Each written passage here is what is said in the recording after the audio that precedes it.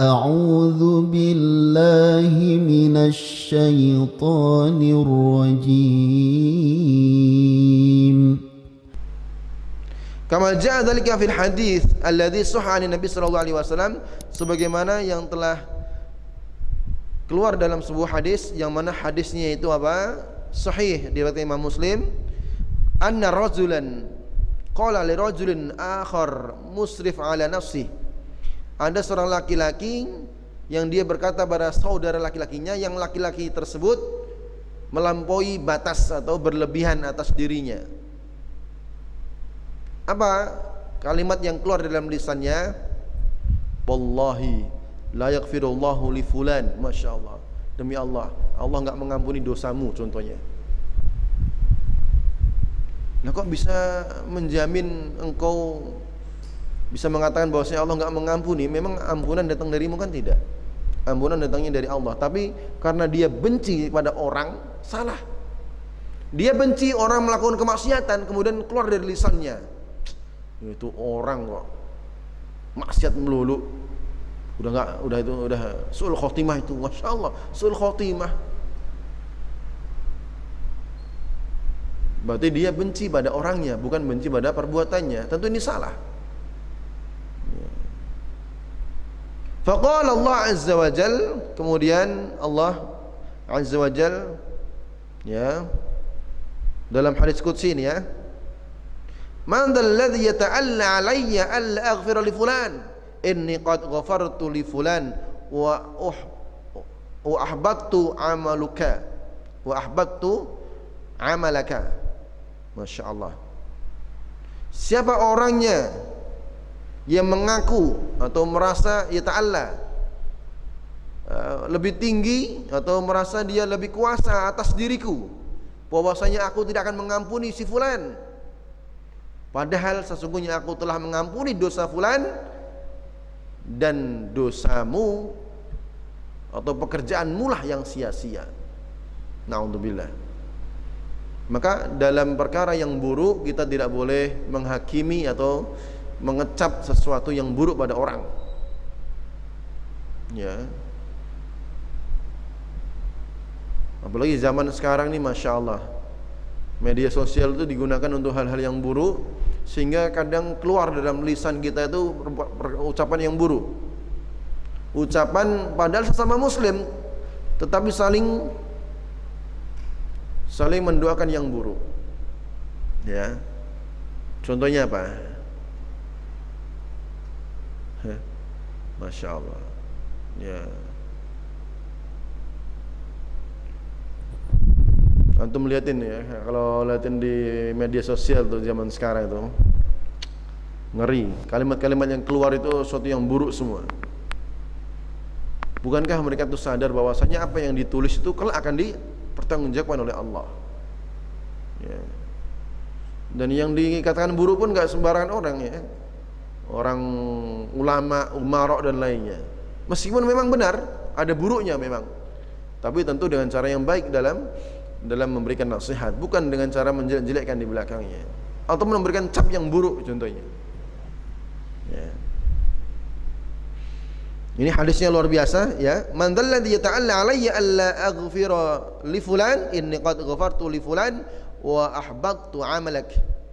Siapa yang merasa dia lebih kuasa atas diriku, bahwasanya aku tidak akan mengampuni dosa si fulan, padahal aku telah mengampuni dosanya, dan bahkan sebaliknya, pekerjaanmu, perbuatanmu, amalmu lah yang sia-sia, ya. Maka dalam hal ngecap sebuah keburukan kepada muayyan, pada orang tertentu nggak boleh, ya. Mengecap kafir, orang itu orang kafir tuh, ya.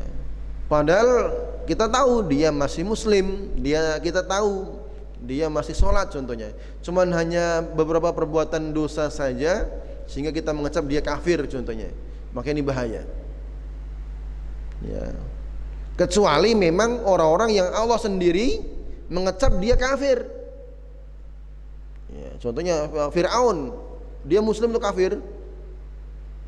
Ya, jelas. Abu Lahab, contohnya. Abu Jahal, begitu jelas, ya. Qarun, Haman dan lainnya. Kita tahu di situ Allah sendiri yang menyatakan kafir secara muayyan, secara tertentu. Tapi secara umum, ya. Contohnya zaman sekarang kita melihat contohnya, ya, orang yang dia masih mungkin bareng sama kita, orang yang tiap hari mungkin kita tahu dia, cuman gara-gara dia pelaku maksiat, kemudian kita mengecap itu orang itu udah nggak bener tuh, udah kafir tuh, bahaya itu. Ya, karena ucapan tersebut yang berhak untuk mengecap, menghakimi orang itu kafir atau tidak itu hanya Allah. Termasuk juga menghakimi atau mengecap, tahu cap ya, ini dicap orang kafir, dicap orang muslim, tahu ya maksudnya ya. Memvonis, ya.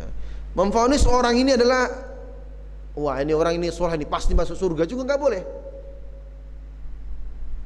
nggak boleh. Tapi kita berdoa boleh, semoga Allah ampuni dosanya, semoga menjadi ahli surga. Kecuali orang-orang yang memang Allah dan Rasulullah sendiri telah memvonis, atau memvonis kan buruk ya, mengecap bahwasanya dia memang ahli surga. Ya, contohnya siapa? Abu Bakar fil jannah, Umar fil jannah. Kemudian kalau kita tanya di mana sekarang Abu Bakar? Di surga, jelas. Kalau ditanya bagaimana kabar kawanmu kemarin yang meninggal? Wah, di surga dia. Oh, luar biasa. Ya. Maka nggak boleh seperti itu. Ya. Tapi kita mendoakan semoga dia ahli surga. Termasuk juga ya mungkin sudah menjadi serapan bahasa Indonesia ya, yang mana bahasa Arabnya itu antum akan pernah ketemukan. Ya. Sebutkan ulama, ya, mulai dari tabi'in, dari ulama-ulama sampai sekarang, kalau disebut namanya terakhir namanya siapa? Contohnya Imam Syafi'i. Siapa Imam Syafi'i?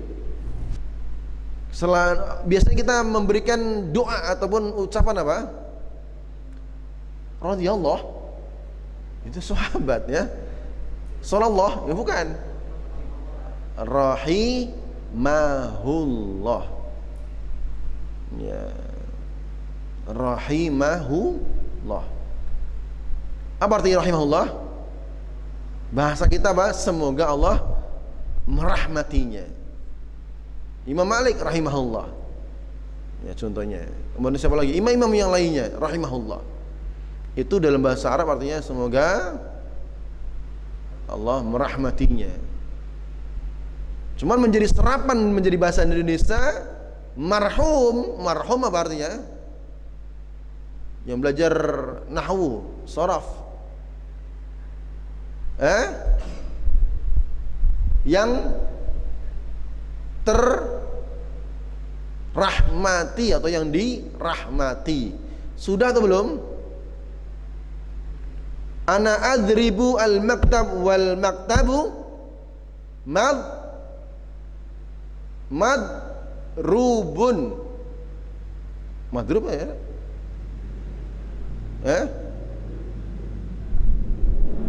Masya Allah. Ana akra'ul kitab wal kitab makra. Berarti makra itu apa? Terbaca. Ya. Saya nulis tulisan. Ini makro enggak? Terbaca. Ini orang marhum, al-marhum berarti terrahmati.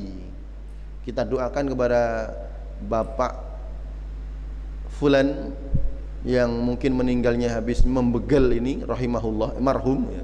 Almarhum Bapak begal, almarhum Bapak, Masya Allah ya, secara bahasa Arabnya, saya ngomong secara redaksinya, tapi ya mungkin sudah menjadi bahasa Indonesia yang mungkin maksudnya adalah semoga Allah merahmati.